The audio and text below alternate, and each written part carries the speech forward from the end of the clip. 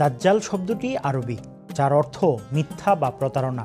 ইসলামী আকিদা অনুযায়ী একটি অশুভ চরিত্র, যে পৃথিবীর পূর্বাঞ্চল খোরাসান বা সিরিয়া ও ইরানের মধ্যবর্তী কোনো এলাকা থেকে তার আগমন ঘটবে বলে ধারণা করা হয়। রসুলুল্লাহ সাল্লাল্লাহু আলাইহি ওয়াসাল্লামের বিখ্যাত সাহাবী তামিম দারি রাদিয়াল্লাহু তাআলা আনহু এর সাথে তার সাক্ষাৎ হয়েছে বলেও হাদিসে স্বীকৃত আছে। হাদিসে দাজ্জালের বিভিন্ন আকৃতি বর্ণনা করা হয়েছে। দাজ্জালের পরিচয়। কিয়ামতের বড় বড় নিদর্শনাবলীর মধ্যে অন্যতম একটি হলো দাজ্জালের আগমন। হাদিসের কিতাবসমূহে অত্যন্ত বিস্তারিতভাবে দাজ্জালের প্রসঙ্গ আলোচিত হয়েছে। প্রত্যেক নবী তার উম্মতগণকে দাজ্জাল সম্পর্কে সতর্ক করেছেন। ছোট থেকেই সঞ্চয় হয়ে যাও স্টার, তোমার সাথে আছে SIBL ইয়াং স্টার। বিশ্বনবী হযরত মুহাম্মদ মুস্তাফা সাল্লাল্লাহু আলাইহি ওয়াসাল্লাম দাজ্জালের সংক্ষিপ্ত পরিচিতি সম্পর্কে আলোচনা করেছেন। দাজ্জাল আদম আলাইহিস সালাতু ওয়াস সালামের সন্তানদের মধ্য থেকেই একজন সন্তান হবেন। দাজ্জাল একজন মানুষই। মহান আল্লাহ তাকে এমন সব ক্ষমতা দান করেছেন যা অন্য কোনো মানুষকে দান করেননি। আল্লাহ তাআলা তাকে মুমিনদের ঈমানের পরীক্ষার জন্য সবিশেষ শক্তি ও ক্ষমতা দান করেছেন। দাজ্জালকে আল মাসিহুদ দাজ্জাল বলা হয়ে থাকে। দাজ্জাল চেনার সহজ উপায় সম্পর্কে নবীজি বলেন, তার চোখের উপর নখ পরিমাণ মোটা চামড়া থাকবে, দু চোখের মাঝখানে লেখা থাকবে কাফের। প্রত্যেক শিক্ষিত ও অশিক্ষিত মুমিন ব্যক্তি তা পড়তে পারবে।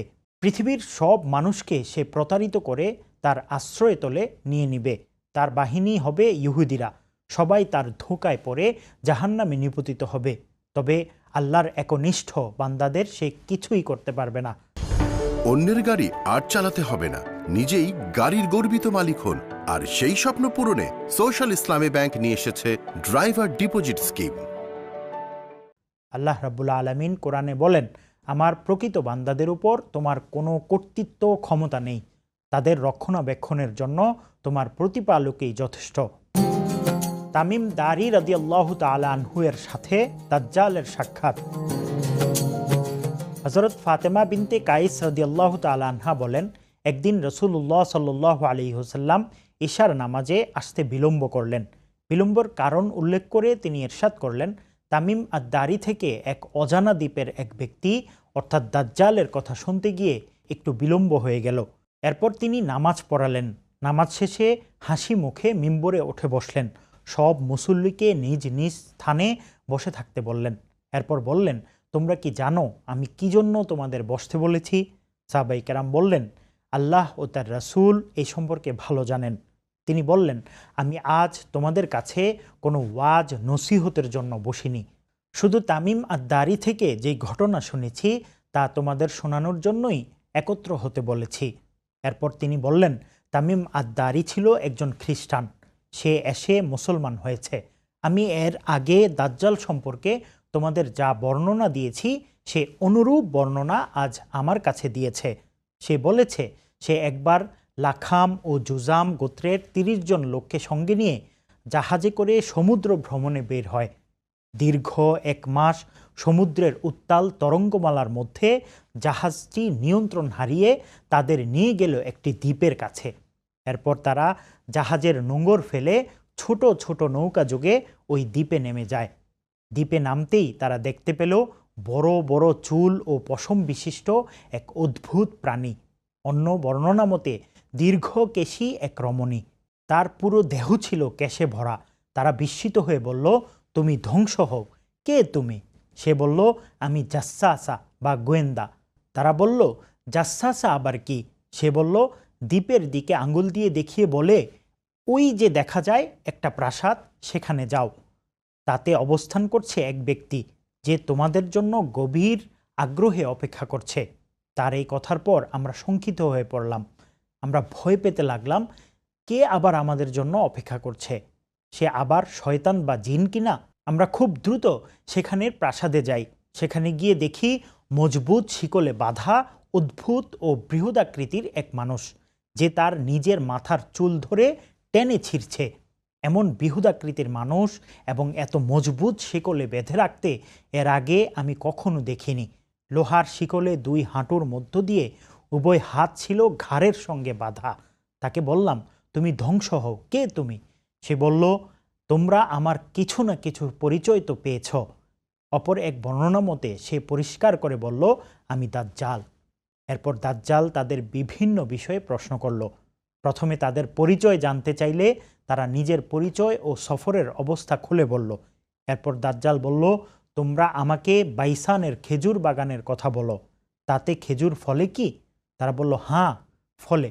দাজ্জাল আবার বলল, সেদিন বেশি দূরে নয় যেদিন এগুলোতে ফল ধরবে না।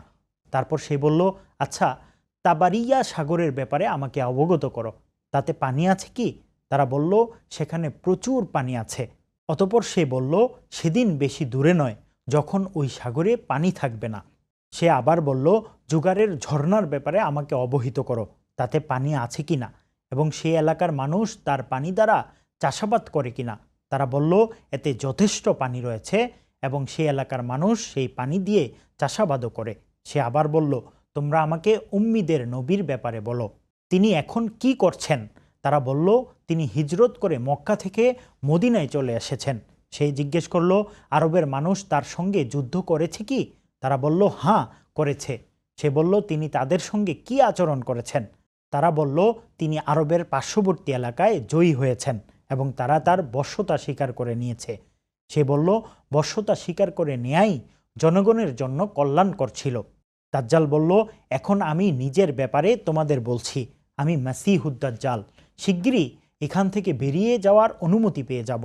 বাইরে গিয়ে আমি সমগ্র পৃথিবী প্রদক্ষিণ করব। 40 দিনের ভেতর এমন কোনো জনপদ থাকবে না যেখানে আমি প্রবেশ না করব। তবে মক্কা ও তাইবা বা মদিনা এই দুটি স্থানে আমার প্রবেশ নিষিদ্ধ। যখন আমি এই দুটির কোনো একটিতে প্রবেশের ইচ্ছা করব, তখন এক ফেরেশতা উন্মুক্ত তরবারি হাতে নিয়ে আমার সামনে এসে আমাকে বাধা দিবে। এ দুটি স্থানের সকল প্রবেশপথে ফেরেশতাদের পাহারা থাকবে। বর্ণনাকারী বলেন, তখন রাসূল সাল্লাল্লাহু আলাইহি ওয়াসাল্লাম তার ছড়ি দ্বারা মিম্বরে আঘাত করে বললেন, এই হচ্ছে তাইবা, এই হচ্ছে তাইবা, এই হচ্ছে তাইবা। অর্থাৎ তাইবা অর্থ এই মদিনাই। সাবধান, আমি কি এই কথাগুলো এর আগে তোমাদের বলিনি? সাহাবাই কেরাম বললেন, হ্যাঁ বলেছেন। রাসূল সাল্লাল্লাহু আলাইহি ওয়াসাল্লাম ইরশাদ করলেন, তামিম আদ-দারির কথাগুলো আমার খুবই ভালো লেগেছে, যেহেতু তা আমার ওই বর্ণনার সঙ্গে সামঞ্জস্যপূর্ণ যা আমি তোমাদের দাজ্জাল, মদিনা ও মক্কা সম্পর্কে এর আগে বলেছি। যে দ্বীপে বন্দী আছে দাজ্জাল। এরপর নবী করিম সাল্লাল্লাহু আলাইহি ওয়াসাল্লাম ইরশাদ করলেন, জেনে রেখো, এই দ্বীপ সিরিয়া সাগর অথবা ইয়েমেন সাগরের পাশের সাগরের মাঝে অবস্থিত, যা পৃথিবীর পূর্ব দিকে রয়েছে। পৃথিবীর পূর্ব দিকে অবস্থিত, পৃথিবীর পূর্ব দিকে অবস্থিত। এই সময় তিনি নিজ হাত দ্বারা পূর্ব দিকে ইশারাও করলেন। বর্ণনাকারী ফাতেমা বিনতে কাইস রাদিয়াল্লাহু তাআলা আনহা বলেন, এই হাদিস আমি রাসূল সাল্লাল্লাহু আলাইহি ওয়াসাল্লাম থেকে সংরক্ষণ করেছি।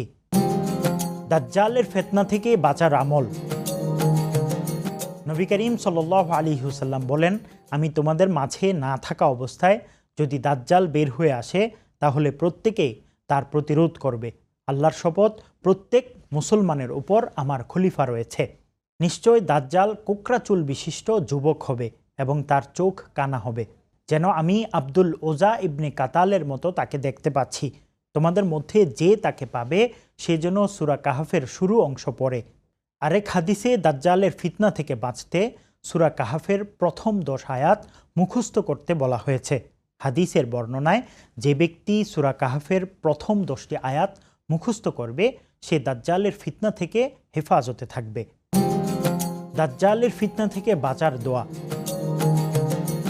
দাজ্জালের ফিতনা থেকে বাঁচতে আবু হুরায়রা রাদিয়াল্লাহু তাআলা আনহু থেকে বর্ণিত এক হাদিসে আরেকটি দোয়ার কথা বলা হয়েছে। দোয়াটি হলো, আল্লাহুম্মা ইন্নী আউযু বিকা মিন আযাবিল কবরি ওয়া মিন আযাবিন নারি ওয়া মিন ফিতনাতিল মাহইয়া ওয়াল মামাতি ওয়া মিন ফিতনাতিল মাসীহিদ দাজ্জাল। অর্থ, হে আল্লাহ, আমি আপনার কাছে কবরের শাস্তি, জাহান্নামের শাস্তি, জীবন ও মৃত্যুর ফিতনা ও দাজ্জালের ফিতনা থেকে আশ্রয় চাই। আল্লাহ রাব্বুল আলামিন আমাদেরকে দাজ্জালের ভয়াবহতা থেকে, দাজ্জালের ফিতনা থেকে হেফাজত করুন।